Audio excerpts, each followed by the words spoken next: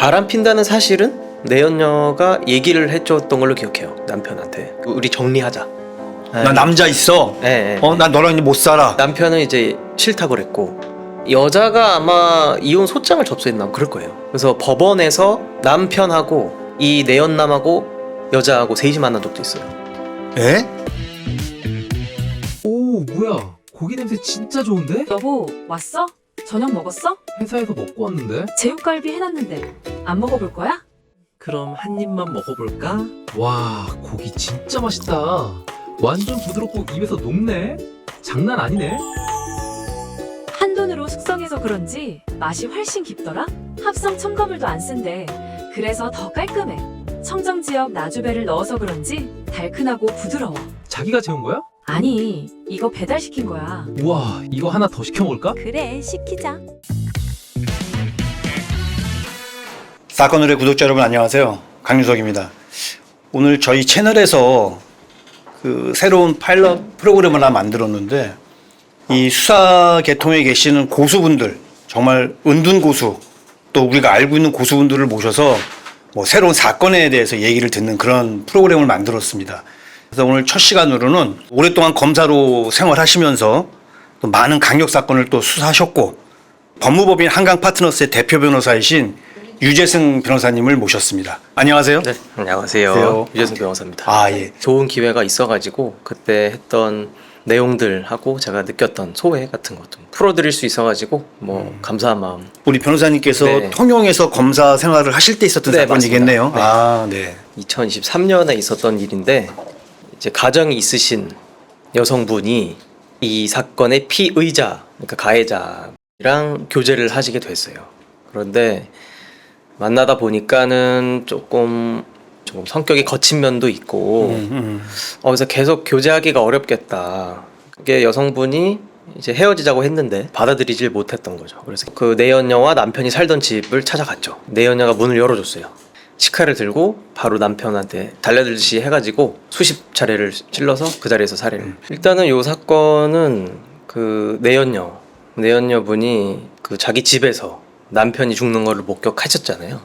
그리고 나서 바로 이 가해자가 감금을 한 거죠. 데리고 나와서 차에 가둬두고 감금을 하는 과정에서 내연녀가 신고를 했어요, 경찰에. 112 신고를 받아가지고 살인 사건이 났다. 경찰분들이 이제 사건 현장으로 출동을 해서 사망하신 그 현장을 보고 그때 바로 제가 그때 당직이었나 그랬는데 저한테 연락을 하셨어요. 제가 그 범행 현장에서 가장 기억이 나는 게 그 식칼로 엄청 이제 사람을 소위 말해서 쑤셨기 때문에 몇 회나 찔렀습니까? 열 몇 번 찔렀던 걸로 어허. 기억을 하거든요. 복부하고 등, 그러니까 쓰러졌음에도 계속 이렇게 찔른 거예요. 죽으라고 찔른 거구나. 아예 작정을 하고 수십 회를 찔러서 그 현장에서 사망을 하셨고 당연히 이제 유혈이 낭자하잖아요. 그렇죠. 그래서 이런 사건이 났으니까 초동 수사 단계부터 이제 뭐 영장 빨리빨리 받아놔야 되고 뭐 이런 문제가 있었기 때문에 경찰분들하고 저희하고 이제 협력 관계 시스템을 만들어서 제가 그때 경찰한테 연락을 받고 바로 영장 신청서 접수를 했어요. 일단 먼저 경찰은 기지국부터 따고 저는 이제 법원 접수하고. 근데 이 놈이 핸드폰을 버렸고 이 여자의 내연녀의 핸드폰도 고속도로에 버렸기 때문에 추적이 안 되는 거예요. 이러면 진짜 난감하거든요. 어떻게 잡을 수 있는 방법이 없잖아요. 이 사람이 어디로 도망갔는지 어떻게 알고. 그래서 막 골머리 썼다가 일단 CCTV 영상을 따가지고 좀 차가 나오는지 좀 봐달라 해서 보니까 번호판이 찍혀 있더라고요. 그 번호판 빨리 이제 그 통영시, 거제시하고 그 국도관리청하고 경찰 이렇게 돌려가지고 이 차가 지금 어디로 갔는지 최대한 빨리 동선을 추적해라. 네, 동선을 추적했어요. 그래서 보니까는 톨게이트 그 사건 현장의 아파트 거기가 톨게이트 근처거든요. 아, 그래요? 바로 근처라서 바로 고속도로 올라가가지고 저 대구 쪽으로 가는 거를 포착을 했죠. 그래서 바로 경찰이 뒤따라갔고 어느 모텔에 있던 그 자동차를 발견하고 바로 체포를 하게 됐어요. 추적 수사도 잘했네요. 네. 제 기억에 한 6시간도 안 돼서 잡혔을 거예요. 이 정도 사건은 통영이 당시에 인구가 한 10만 정도 됐는데 거의 다 소문이 날 정도로 이 정도 큰 사건이었거든요. 그렇죠. 그래서 직접 조사를 결심하게 됐고 사실 저도 좀 떨리는 게 있었어요. 얼마나 중학할까라고 걱정도 많이 했었고. 정확하게 생겼던가요? 뭐 그렇게 생기진 않더라고요. 그냥 50대 아저씨였어요. 근데 뭐 덩치가 좀 산만하셨고 엄청 뭐랄까 거친 느낌이 있었어요.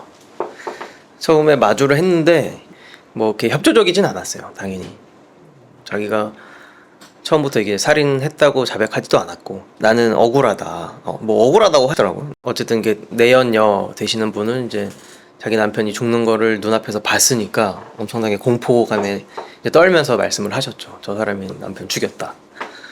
그래서 체포를 해왔고 나서 경찰이 초동 조사를 하고 사건이 뭐 어떻게 보면 명백하잖아요. 살인 그렇죠. 사건 시신도 있고 목격자도 있었고 범행 도구도 다 있고 그러니까 경찰이 한번 조사를 하고 이제 바로 송치를 했죠.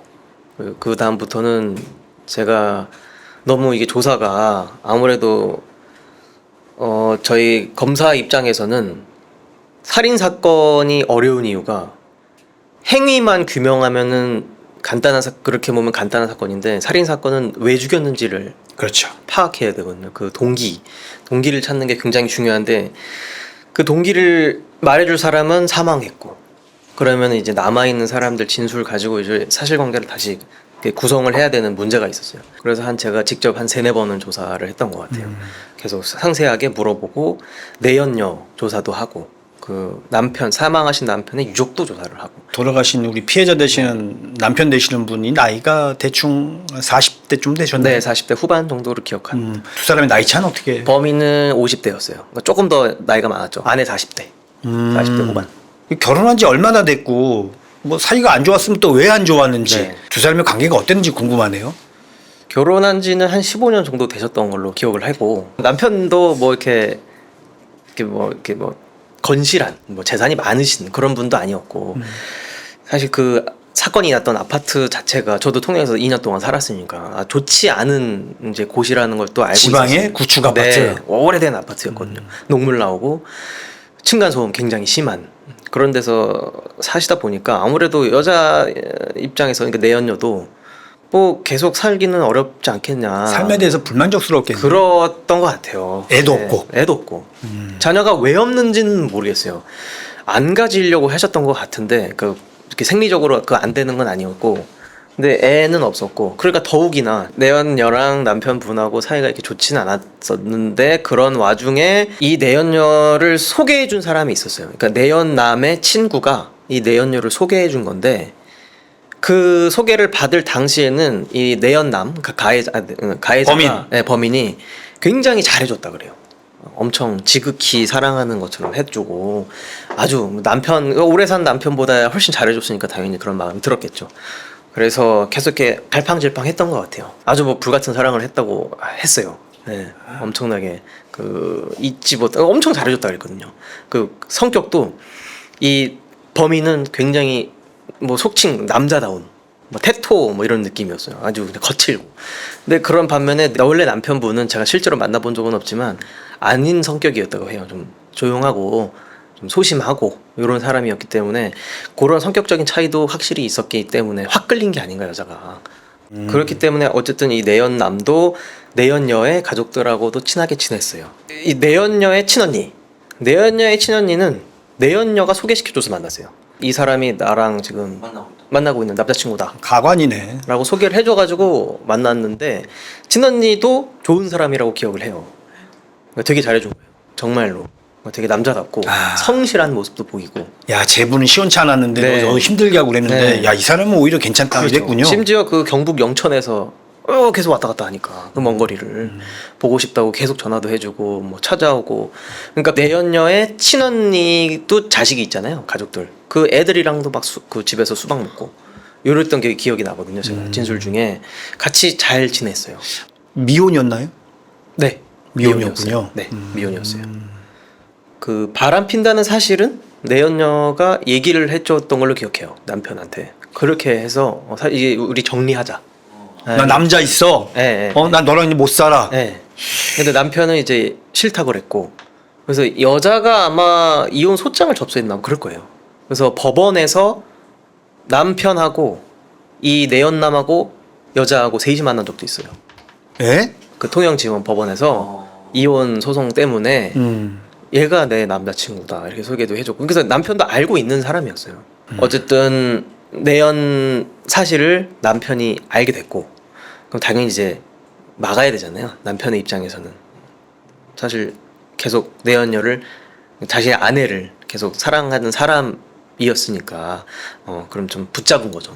내연남 말고 나랑 계속 잘 살래, 내가 열심히 잘 하겠다, 뭐 이런 식으로 설득을 하니까 내연녀도 갈등을 하다가 그 여자분은 왜 이렇게 왔다 갔다 했을까요? 정확한 이유는 모르겠지만 돈 때문은 아니었던 것 같아요. 어차피 둘 다 양쪽이 다 이렇게 뭐 풍족한 집안은 아니었고, 이 가해자도 사실 빈털털이었어요. 집도 아주 시골에, 제 기억에 영천이었던 것 같거든요. 영천을 제가 실제로 가봤어요. 그 사건 할 때. 시골이죠. 갔는데 아주 작은 동네에 아주 작은 허름한 집에 살고 있었어요. 그것도 노모랑 아주 가까이서 살고 있는, 따로 살긴 하지만. 그래서 이 내연녀가 돈 때문에 이렇게 한 건 아닌 것 같은데, 이 범인하고 좀 더 끌렸지. 정열적으로, 뭐 나쁘게 말하면 뭐 동물적인 그런 거에 끌려서 이 사단이 나지 않았나 생각이 듭니다. 이 사람이 살인으로 이미 교도소 생활을 했던. 예? 아, 그러면 살인 전과가 있다는 얘기인가요? 네, 저도 검사 생활을 뭐 길게 한 건 아니지만 검사 생활을 하면서 살인으로 처벌받은 사람이 또 살인하는 경우는 전 처음 봤어요. 전 이런 경우는 정말 드물잖아요. 한번 살인으로 징역 9년을 선고받고서 출소하고 한 1, 2년 만에 다시 이 살인을 한 거였거든요. 그 전 범행은 뭐였나요, 그러면? 그 전 범행은 이제 아는 친한 동생을 살인한 거였어요. 근데 그 사건은 뭐 징역 9년이 선고된 걸로 보면은 뭐 대충 아실 수도 있는데, 처음부터 작정하고 살인했던 건 아닌 것 같아요. 그러니까 9년이라는 형이 선고되었던 거고, 어쨌든 이렇게 친한 동생이랑 이렇게 말다툼을 하던 과정에서 뭐 이렇게 찌르거나 한 건 아니고 그냥 맨몸으로 이렇게 살인을 하게 된 거였어요. 조금 이해가 안 되는 부분이 있다면은, 살인 전과가 있는 거를 뭐 처음만 만날 때는 몰랐지만은 교제를 하다가 한 1, 2년 교제를 했거든요. 오래 했네요, 오래 했어. 네. 그 중간에 이제 이 범인이 얘기를 한 거예요. 나 사실 사람 이렇게 사망을 하게 해서, 죽였다고는 안 했을 거예요. 사람을 이렇게 죽게 만들어가지고 교도소 갔다 왔다, 뭐 이렇게 얘기를 했대요. 근데도 이 내연녀는 뭐 사람이 좋으니까. 그때는 뭐 한참 좋을 때니 네. 내가 일부러 그런 거 아니고 어떻게 하다 보니까 네, 네. 돼서 나 억울하게 갔다 맞아. 왔어, 그러니까 또 인정했겠네요. 네네. 내가 죽이려고 죽인 건 아니다. 어쩌다 보니까 사람이 죽어가지고 내가 억울하게 처벌받게 돼서 살다 나왔다.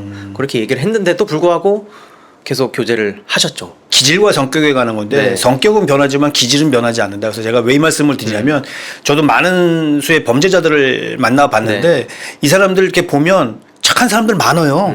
근데 어느 순간 내면에 숨겨져 있던 네, 네. 기질이 나오는 거거든요. 정확한 지적이신데, 사건이 있었는데 이 살인 사건이 일어나기 며칠 전에도 이 범인이 술을 마시면 조금 폭력 성향을 띄어가지고 이 내연녀랑 술을 마실 때도 뭐 목을 조른다던가, 목을 졸라요? 네, 모텔 안에서 막 뭐 좀 물건을 던지고 행패를 부려가지고 이제 내연녀 아내분이 좀 겁을 먹은 거죠. 그래서 다시 이제 남편하고 살아야 야, 돼. 이 남자랑 살다간 네. 오히려 더 내가 힘들겠다, 네, 이런 네. 생각을 했나 보네요. 다시 만나자. 너 없으면 안 된다. 뭐 이렇게 애타게 갈구를 하지만 끝끝내 이제 내연녀가 헤어지자고 했고, 그 사실을 이제 내연녀의 언니들도 다 알고 있었는데, 내연녀이 자꾸 찾아와서 만남을 요구를 하니까 그날도 엄청 싸웠다고 하고, 그 내연녀의 언니가 사는 집까지 들어가서 뭐 이렇게 행패를 부리고, 살인 사건이 나기 한두 시간 전에 내연남이 내연녀에게 전화를 했어요. 그럼 계속 끊고 안 받았을 거 아니에요.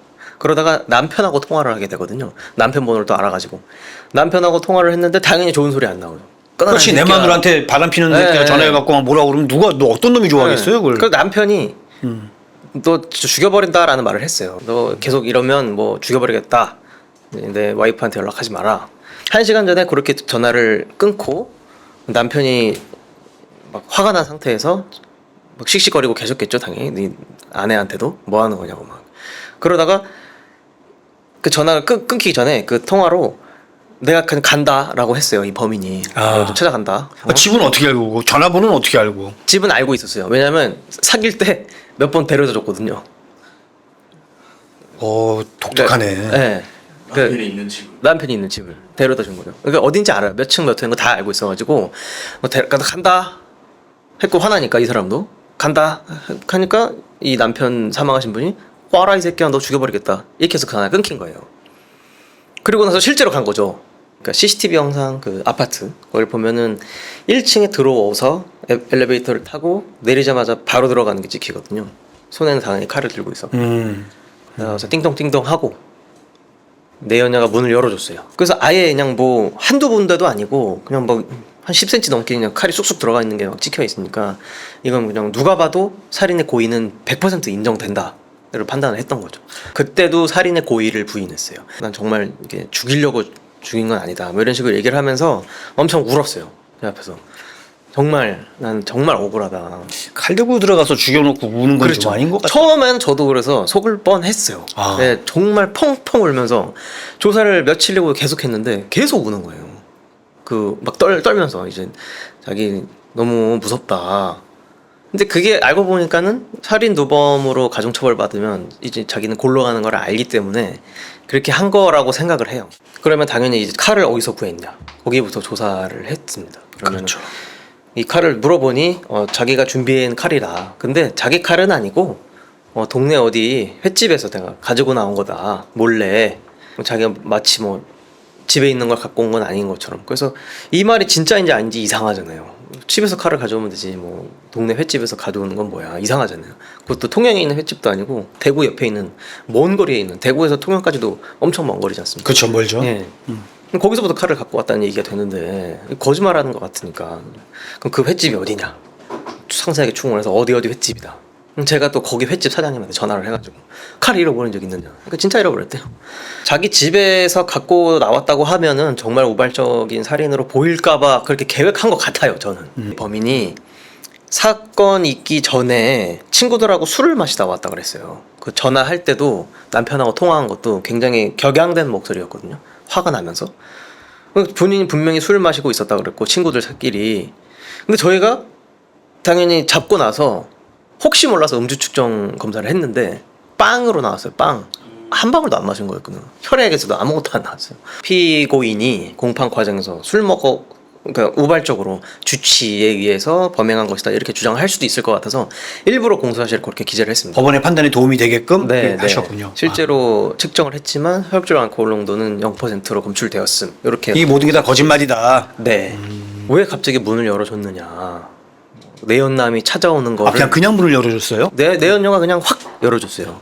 누구세요라고 묻지도 않았고 그냥 문을 열어줬거든요. 밤이었거든요. 제 기억에 9시가 넘은 밤이었는데 그 시간에 띵동하면 안 열어줘야 맞잖아요.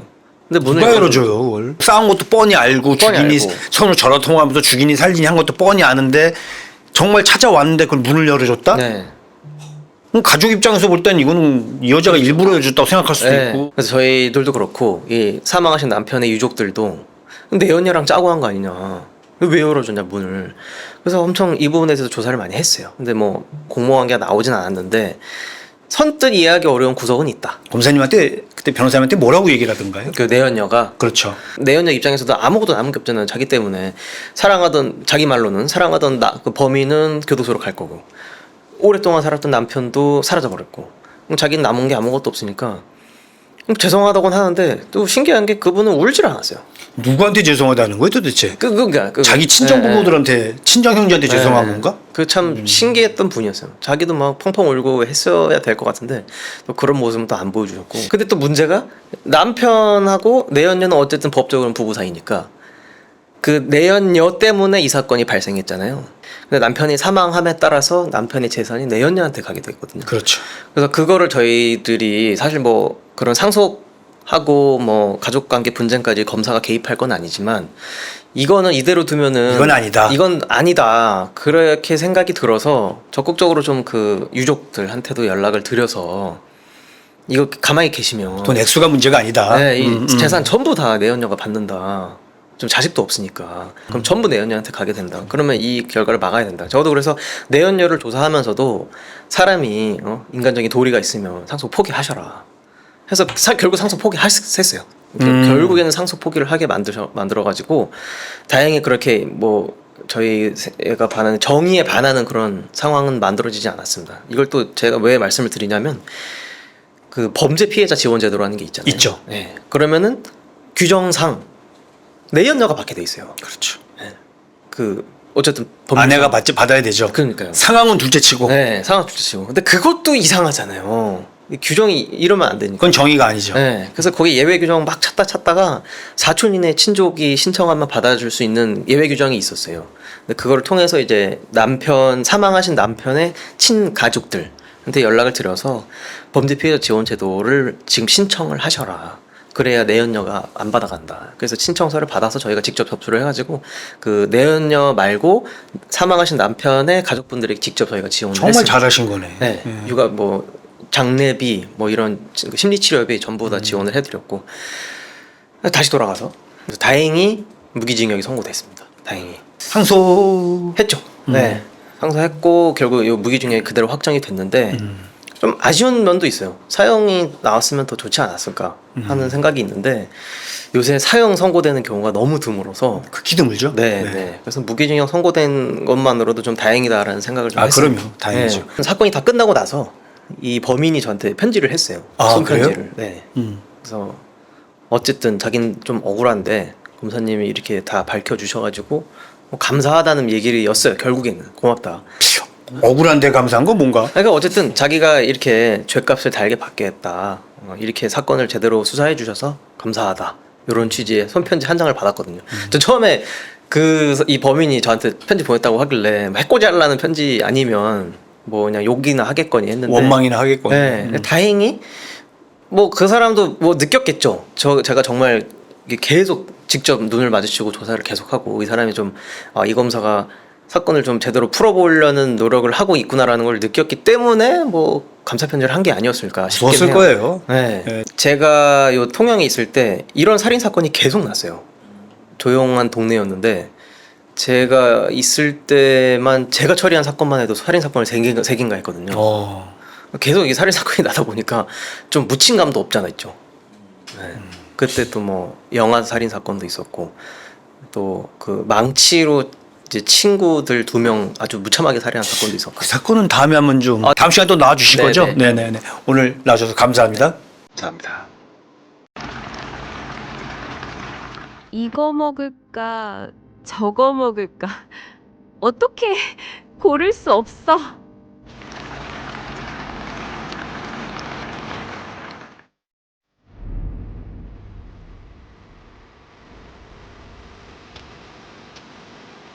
왜 선택을 못하지?